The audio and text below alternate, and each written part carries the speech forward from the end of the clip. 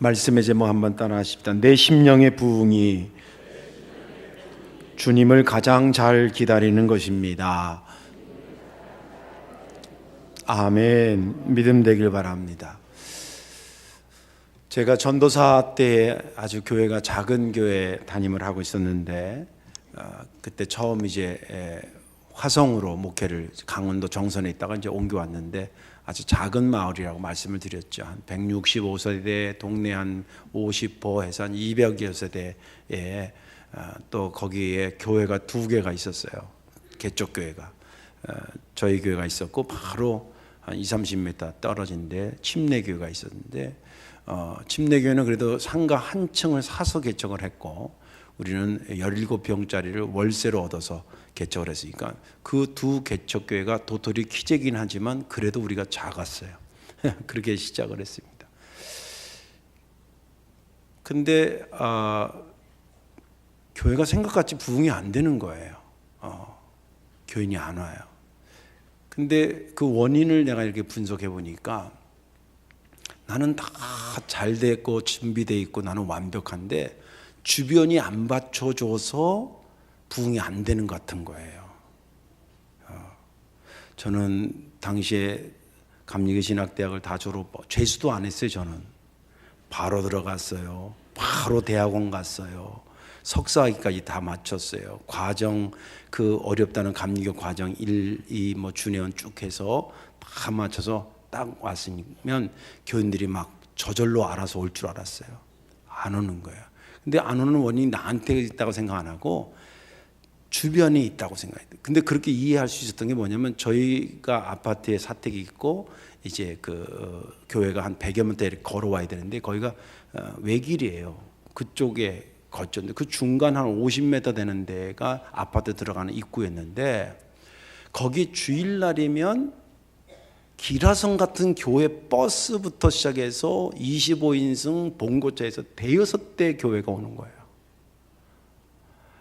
여러분들 그 극동방송 사장이신 김장한 목사님 은퇴하시지만 그분 아시죠? 그분 교회가 수원중앙침례교회라고 좀 커요.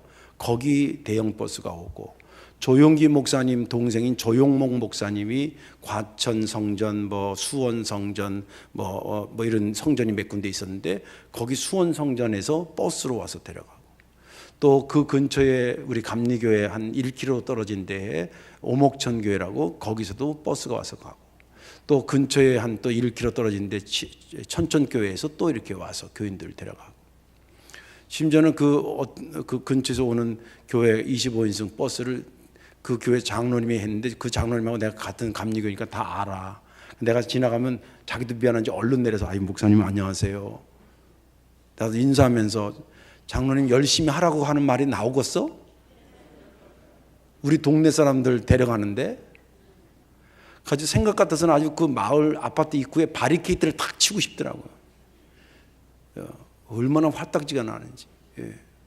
세상에 그 개척교회 조그마한 동네 했는데 살려줘야지. 선교비를 보내줘도 시원찮은데 선교비 10원도 안 보내주면서 진공 청소기를 그냥 빨아가듯이 그냥 교인들 팍팍 빨아가는 거예요.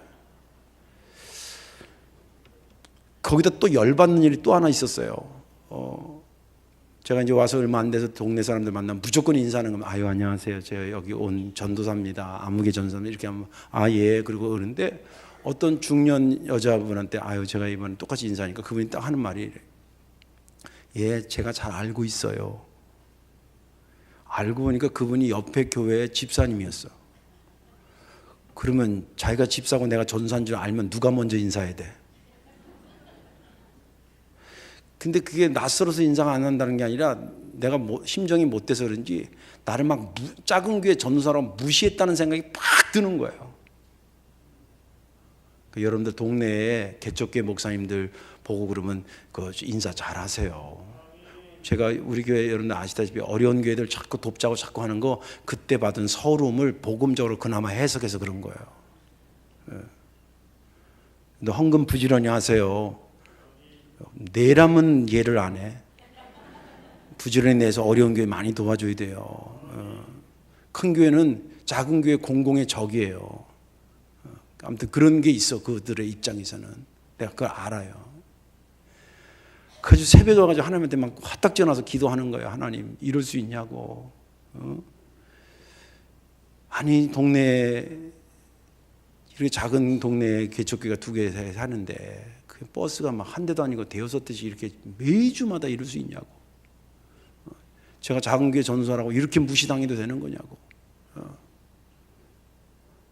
근데 어쨌든 막 화딱지도 나고 울고 막 이러는 거예요. 하나님이 여러 번 그렇게 기도하니까 또 딱했나 봐. 그래서 응답해 주시더라고. 그 응답이 교인들을 벌떼처럼 보내줬으면 얼마나 좋겠어요. 뭐라고 그러시냐면 저의 마음에 이르는 거예요. 네가 준비돼야 보내지. 저는 그때 굉장히 충격받았어요. 그리고 이게 제가 느끼는 이게 하나님의 음성이다, 내 생각이다 이렇게 느끼는 그 기준들이 있어요. 제 심령 속에.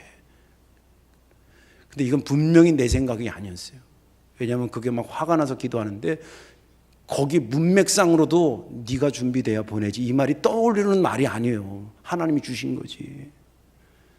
야, 목사가 바리케이트나 칠 생각하고 그럴 힘이 있으면 나가서 1000명이라도 더 전도하고 그럴 힘이 있으면 그럴 시간 있으면 성경이라도 1시간 더 보고 1시간이라도 더 기도해야지. 주변이 너를 안 받쳐줘서 네 교회가 부흥되는 게 아니라 네가 부흥이 안 돼서 부흥이 안 되는 거야. 그거 듣고 얼마나 제가 괴로웠는지 몰라요.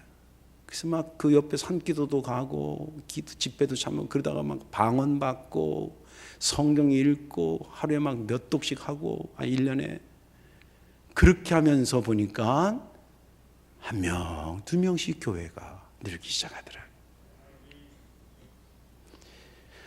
교회 부흥은 교회의 부흥부터 시작되는 것이 아니라 나의 부흥부터 시작되는 것을 그때 철저하게 느끼고 경험했습니다. 다시 오시는 주님을 가장 잘 기다리는 것은 내 심령의 부흥이 이루어졌을 때에 가장 잘 준비하는 것임을 믿으시기 바랍니다.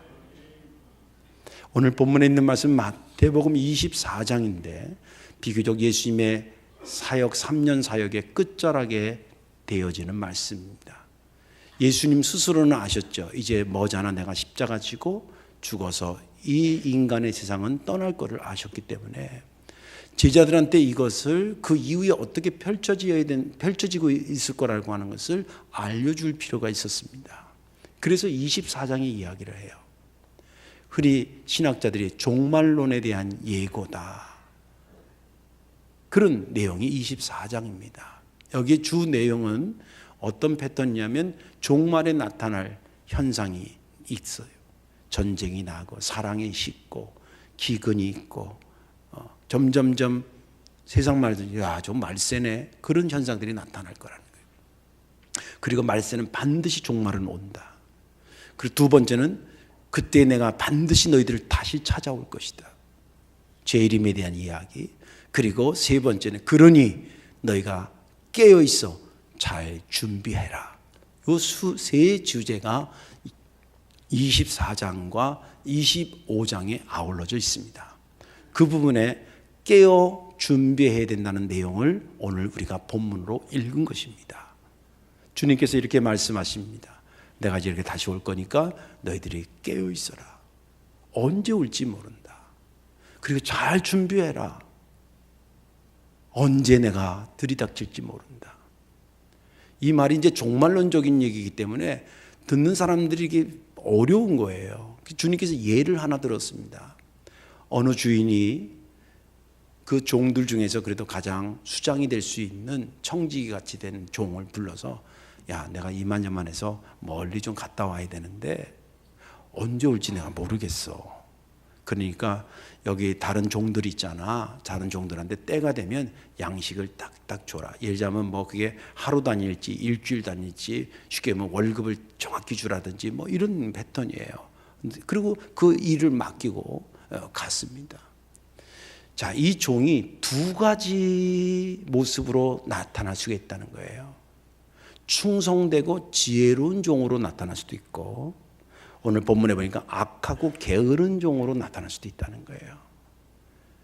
먼저 이 충성되고 지혜로운 종으로 나타난 사람은 어떻게 하냐? 주인님이 언제 올지 모르지만 이 일을 나한테 맡기고 가셨으니 내가 이것을 정말 끝까지 잘해야 되겠다. 그래가지고 막 성실하게 그 일을 하는 거예요. 오늘도 안 오셨네. 내일 오실까? 그리고 또 내일 되면 더 열심히 하는 거예요. 이번 달에도 안 오셨네. 다음 달에 오실까? 또 열심히 하는 거예요. 그런 현상으로 나타날 수가 있고, 또 반대로 악하고 게으른 종의 현상으로 나타날 수 있다. 한 달은 열심히 주인이 언제 올지 모르겠 했는데 한 달 지나도 안 오는 거예요. 그 다음 달에 오려나? 그 다음 달 또 열심히 했는데 안 오는 거예요. 계속 안 오니까 이거 안 오나 봐. 이러면서 게을러지기 시작하는 거예요. 자기 맡은 일을 안 하기 시작하는 거예요. 때를 따라 양식을 줘야 되니까 줘야 되는데 안 주니까 받아야 될 사람들이 이럴 거 아니에요. 아무개씨, 주인님이 가면서 때 따라 우리 누구라고 그러고 간 것 같은데 잘 주다가 왜 안 주는 거예요? 그러니까 이 사람이 요즘 말로 갑질을 하는 겁니다. 야, 임마, 주고 안 주고 내 맘이야. 죄송합니다. 제가 입이 거칠어서. 이게, 성경대로 있어요. 여기 보니까 49절에 동료를 때리면서 조용히 때렸겠어요? 이 새끼가 그거 때렸을 거 아니에요. 왜 자꾸 나보러 해라 그러느냐, 네가. 그거 때리고, 그리고 자기는 돌아가가지고 여기 보니까 49절에 술 친구들과 더불어 먹고 마시게 되면. 자, 보세요. 충성되고 지혜로운 종은 언제 오실지 모르지만 그래도 끝까지 내게 죽음을 해야지, 막 이런 것으로 나타나고, 반대로 악하고 게으른 종은 그 명령을 받았어도 몇 번 좀 하다가 안 돼가지고 안 하고 안 오나 보다 그러고 그냥 달라는 사람 막 때리고 술 먹고 막 이러다가 어느 날 진짜 갑자기 왔어요. 그때에 주인이 누구에게 상을 주겠냐는 거예요. 이런 자에게 주겠냐, 이런 자에게 주겠냐, 이런 자에게 주지 않겠느냐. 그 내용이 본문에 있는 말씀이에요. 저는 지난 주간에 이 본문을 읽으면서 45절이 은혜가 됐습니다. 충성되고 지혜 있는 종이 되어 주인에게 그 집사람들을 맡아 때를 따라 양식을 나눠줄 자가 누구냐. 가장 주님이 왔을 때 가장 잘 준비된 자가 누구겠느냐, 그런 뜻이에요. 그 사람이 어떠냐면 충성되고 지혜롭게, 언제 오실까 정보를 빨리 입수한 사람이 잘 준비하는 게 아니라, 우리 한국 개신교회 이단 중에 그런 이단들이 있었잖아요. 언제 온다, 어디로 온다 이래가지고 신옷 입고 갈아입고 막 거기 가고 그런 것들이 있었거든요. 그게 주님을 잘 준비하는 것이 아니라, 내게 주어진 것을 충성되게, 게으르지 않고 지혜롭게, 그래서 잘 감당하는 것이 주님을 잘 기다리고 준비하는 것이다. 그 말씀을 들으면서, 그렇구나, 오늘 내가 성실하게 목회해야지, 성도들 정말 오늘 하루 성실하게 주어진 사명들을 감당해야지, 그런 것이 은혜가 됐습니다. 오늘 말씀에 여러분들, 저와 여러분들 함께 은혜 받으시고 다시 주님 오신다 그랬으니까 반드시 오실 것입니다. 아니면 그 전에 우리가 먼저 주님을 만나러 갈지도 몰라요. 이렇든 저렇든 그분을 만나게 될 때에 칭찬 듣고 복된 자가 되시기를, 그렇게 가닥을 잡아가시기를 이 시간에 주님의 이름으로 축원합니다. 왜 내 심령의 부흥이 다시 오실 주님을 잘 준비하는 것일까? 우리 생각에는 다시 온다니까 막 좋은 의자도 만들어 놓고 드실 음식도 준비하고 마실 물도 준비하고, 이게 잘 준비하는 게 아니라 과연 어떻게 해야 주님을 잘 준비하는 것이냐. 그 첫째는 내 심령이 부흥되는 그에 될 이유가 뭐냐면, 다시 오시는 목적이 내 심령에 달려있기 때문에 그런 거예요. 다시 오시는 목적이 내 심령을 보러 오시는 거기 때문에 그렇다는 거예요. 그런데 왜 주님이 다시 오신다고 생각하십니까?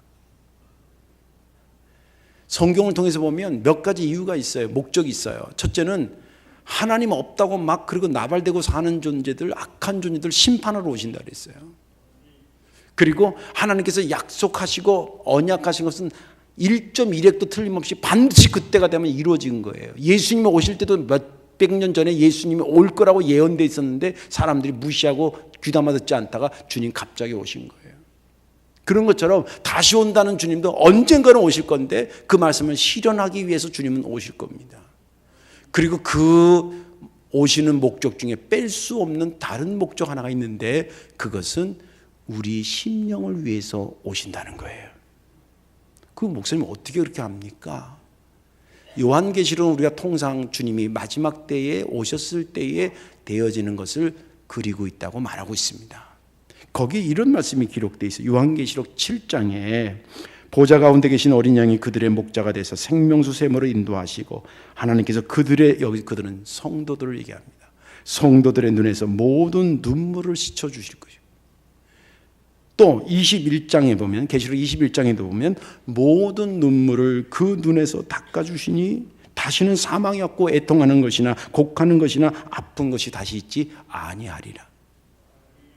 지금 두 곳에서 마지막 때 주님 오셔가지고 성도들을 보면서 그 눈에서 눈물을 닦아주신다는 거예요. 성도들이 왜 운 거예요? 슬픈 드라마를 봤나? 자기 신세 타령하면서 우는 거예요? 그거 아닙니다. 주님께서 이 땅에서 십자가 지시고 죽으시고 부활하셔가지고 마지막으로 우리에게 맡겨준 게 있었어요. 땅끝까지 이르러 내 증인되라고. 그 사명 감당 안 하고 수없는 사람이 죽었어요. 그래서 그걸 피의 역사라 그러는 거예요. 복음의 역사는 피의 역사지 화려한 면류관의 역사가 아니에요. 그런 역사 속에 있었던 거예요. 그 눈물을 주님은 아시는 거예요. 그래서 그 눈물을 닦아준다는 거예요. 언제? 다시 오셔서. 다시 오시는 목적이 뭐냐? 성도들의 눈에서 눈물을 닦아주고 우리 심령을 위해서 그분이 오시기 때문에 이제 우리의 심령이 어떤 상태로 있냐가 굉장히 중요한 거예요. 날 보러 온다는데 내가 거기 없으면 되겠어요? 예를 들자면 나를 만나러 온다는데 내가 딴 데 가면 되겠냐고. 딴 데 가 있다가도 와야지.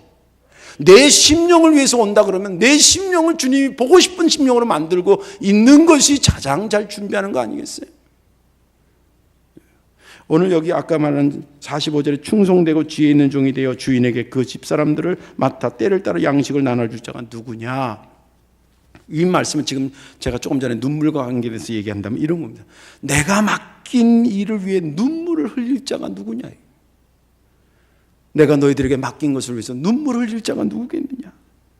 왜 그것을 그렇게 해석하냐면 이 말이 간단치 않은 말이에요. 여러분들 주님이 주어진 것을 위해서 충성되고 지혜로운 종이 된다라고 하는 것은 쉬운 일이 아니에요. 눈물 없이 되질 않아요. 보세요. 제가 예를 들어 볼게요.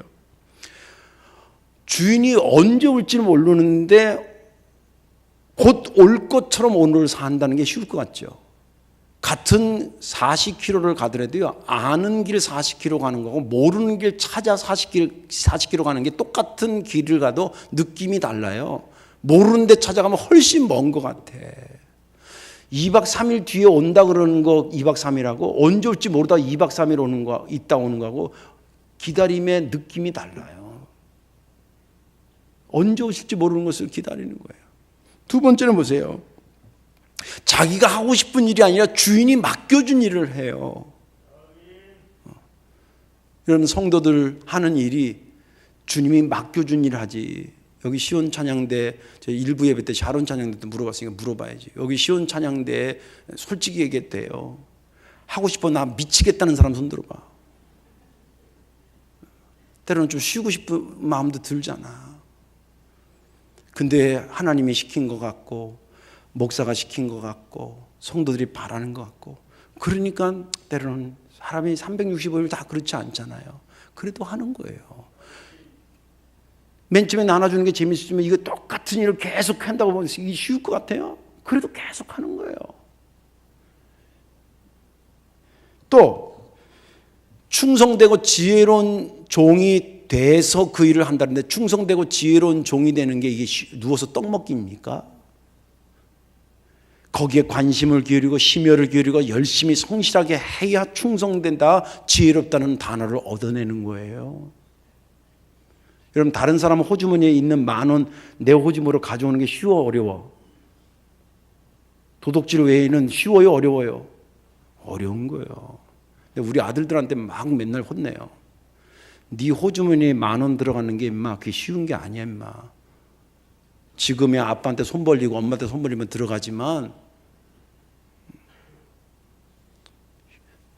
다른 사람의 주머니가 네 주머니로 가는 게 쉬운 게 아니야. 네가 시간을 투자하고 눈물을 투자하고 대가를 지불해야 오는 거야. 지금 자기가 하고 싶은 걸 하는 게 아니에요. 맡겨진 일을 하는 거예요. 그리고 또 충성되고 지혜로운 종으로 되어야 된다는 게 쉬운 게 아닌데 그걸 감당하는 거예요.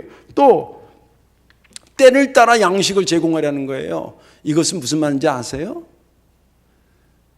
시간을 네 마음에 드는 시간대로 살지 말고 하나님이 정해준 시간대로 살아라는 거예요. 주인이 예를 들자면 아까 말한 것처럼 월급이다 뭐 주급이다 그래서 일주일에 한 번 토요일 아침에 반드시 줘라 그러고 갔을 거라 예를 들자면 그럼 토요일 아침에 자기가 바쁜 일이 있어도 그 주기 위해서 와야 되는 거예요. 성도들이나 목사는 하나님이 정해주신 시간대로 사는 거지 내 마음대로 스케줄을 짜가지고 사는 게 아니에요. 근데 천국 가면 따질 게 몇 가지 있어 하나님한테. 아주 모여서 예배하는 거 일주일에 한 번씩 모이라 그래가지고 제가 매주 설교 준비하는 거 얼마나 힘든지 아세요? 해봤어야 알지. 그러니까 어떤 분은 저 뒤에서 그런 것 같아. 아이 목사님 30분 들어주는 것도 엄청 힘들어요.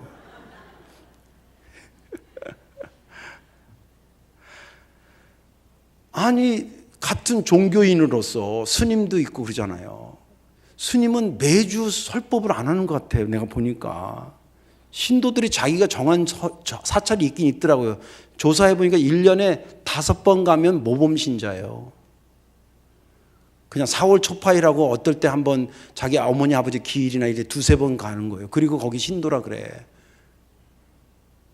신방 없어요. 근데 개신교 목사만 발에 땀나게 돌아다니는 것 같아. 내가 보면 하나님이 정해준 시간을 때를 따라 나눠주라니까 내가 정한 때가 아니라 주인이 정한 때를 따라서 하는 게 성도들이에요. 할렐루야. 그러니까 성도들은 날짜로 살지 말고 요일로 사셔야 돼요. 주일 교회 가는 날, 수요일 교회 가는 날. 예를 들자면 그렇게 날짜로 살아야 돼요. 그러니 얼마나 힘드냐는 거예요. 또 양식을 나눠주라는 거예요. 아마 맨 처음에는 모아놓은 양식이 있었는지 몰라요. 그런데 주인이 오는 시간이 자꾸 딜레이 되면서 늦어지면서 보니까 나눠줄 양식이 없어. 그럼 어디서 꼬우더라도 꼬아야 될 거 아니에요. 여기저기 여러분 사장님들 뭔 말 아실 거 이게. 직원들 월급 주는 날짜는 왔는데 통장에 잔고가 모자라. 그럼 은행 가서 융자를 오든지 누구 친구한테 빌려오든지 이리 뛰고 저리 뛰고 하는 거 아니에요. 그것도 모르고 그냥 넥타이 매고 돌아다닌다고 그렇게 참 넌센스예요 그거. 여기 왜 주님께서 비유로 양식을 주라는 게 이게 뭐냐면 가서 왜 종들한테 뭐 농사를 져라 뭐 이렇게 무슨 건물을 져라 이렇게도 비유로 얘기할 수 있잖아요. 근데 왜 양식을 주라냐면 하나님 말씀을 먹이라 그 뜻이에요. 신학적으로 그런 배경이 있는 거예요. 목사나 목자들이나 전사님이나 부목사님들이나 교인들한테 설교하는 게 이게 뭐 누워서 떡 먹기가 아니잖아요. 저는 어떨 때는 진짜 매주는 아니지만 어떨 때는 막 준비하다 내가 은혜가 돼서 막 책상에서 막 울 때도 있어요.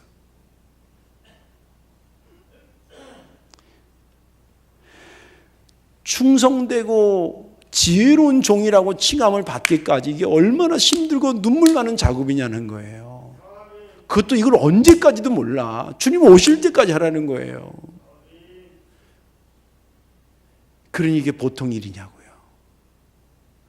그런데 이거 명령을 받았으니 자, 또 좀 더 깊이 생각. 명령을 받았으니 안 할 수 없고 해야 되잖아요.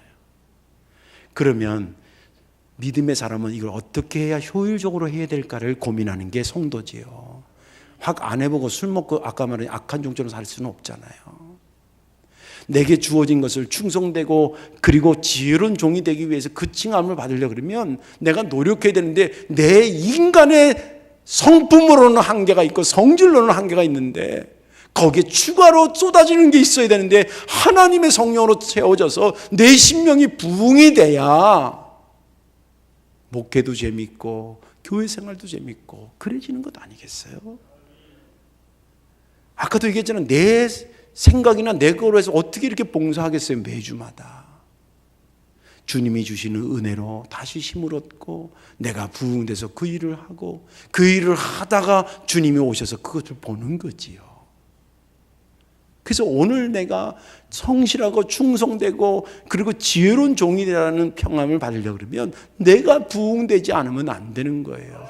주변 환경이 맞춰줘서 하는 것은 어쩌다 한두 번이지. 계속 여러분들 세상에 나가보세요. 여러분들 신앙생활 도와줄 수 있는 환경의 문화가 저절로 조성이 되는가. 그거 탓하고 있으면 세월 가는 거예요. 주여, 내가 부흥되어야 됩니다. 내가 성령 충만해져야, 내가 주님의 은혜로 충만해져야 그것이 주님을 잘 기다리는 것이군요. 알겠습니다. 나를 부흥시켜 주옵소서. 그렇게 기도하며 나아가는 것이 주님을 가장 잘 준비하는 거예요. 그 심령을 보기 위해서 오신다는 거예요. 두 번째는 뭐냐면 왜 내 심령이 부흥이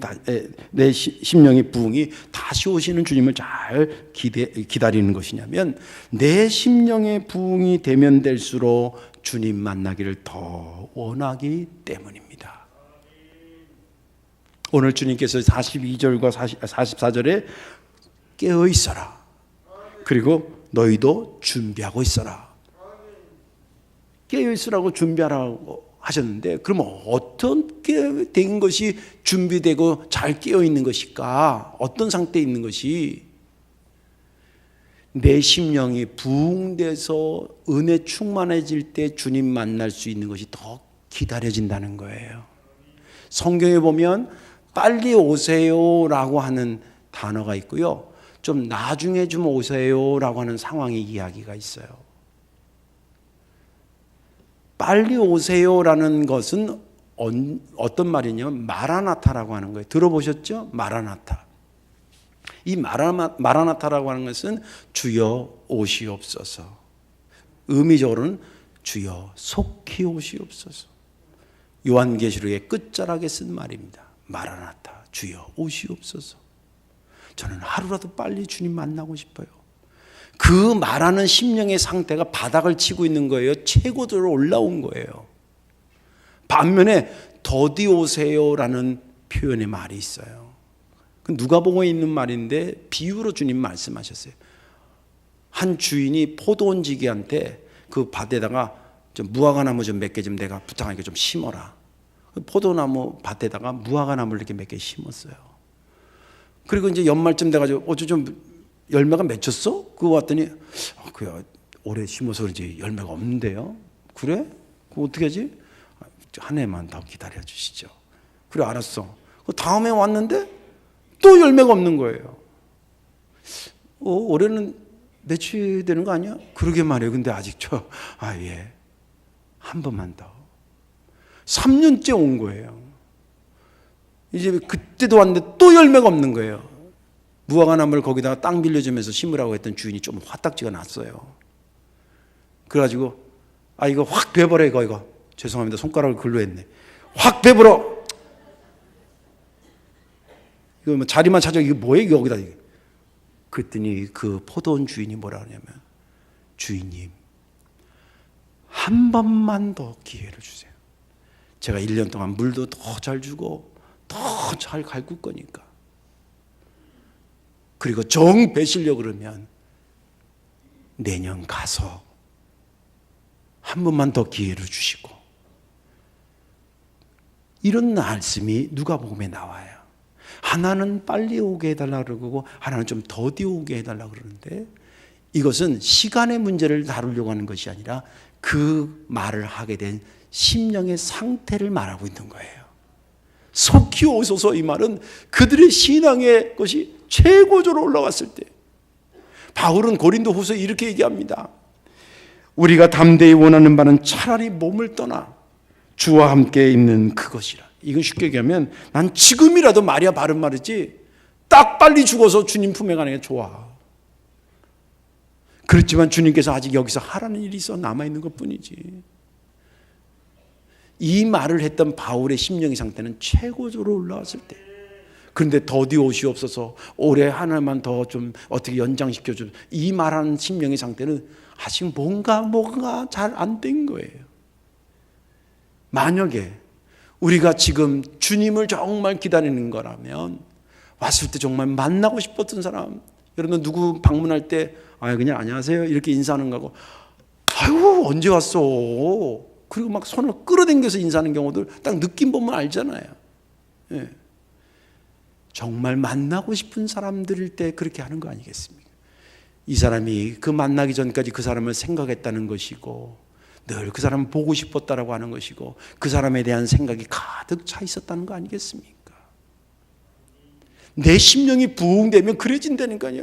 내 심령이 부흥되면 주님 빨리 만나고 싶은 거예요. 한 번이라도 더 만나고 싶은 거예요. 그러니까 그것이야말로 주님을 잘 준비하는 거 아닙니까? 주님이 왔는데 오셨어요 하고 이렇게 쳐다보는 게 아니라, 내년에 오면 안 돼요, 이런 쳐다보는 게 아니라, 왜 이제 왔냐고. 그렇게 바짝 다가드는 여러분들의 모습을 주님 보고 싶지 않으겠어요? 그런 모습으로 내가 주님 앞에 갔다고 한다면 그 심령의 상태가 부흥된 것이요, 그거야말로 주님을 가장 잘 기다리는 것입니다.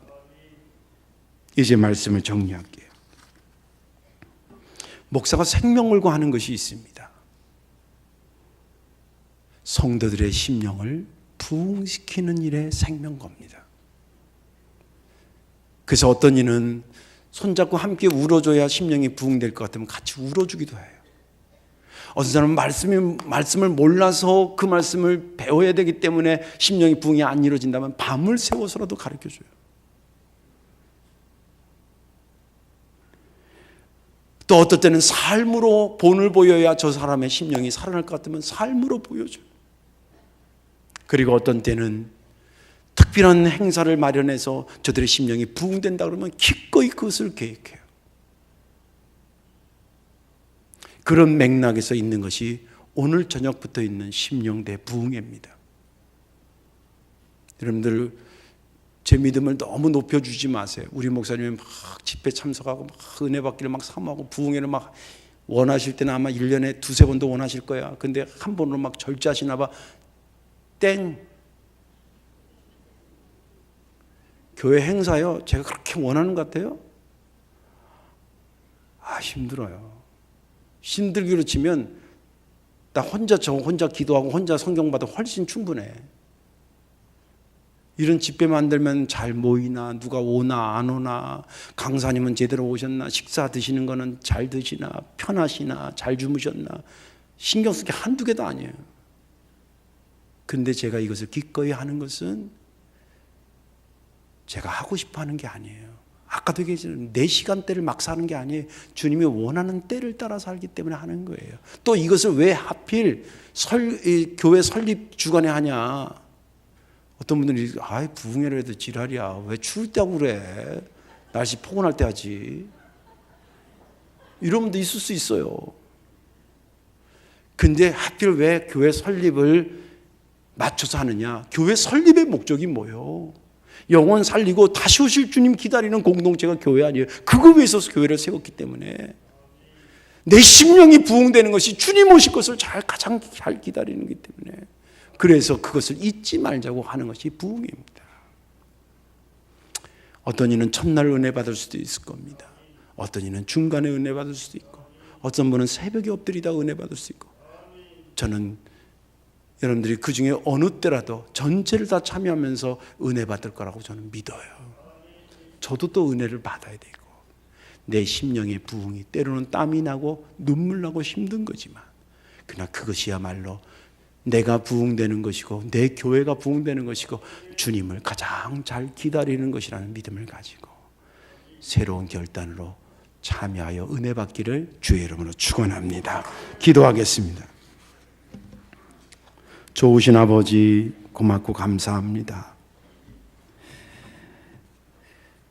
내 심령의 부흥이야말로 주님을 가장 잘 기다리는 것인데,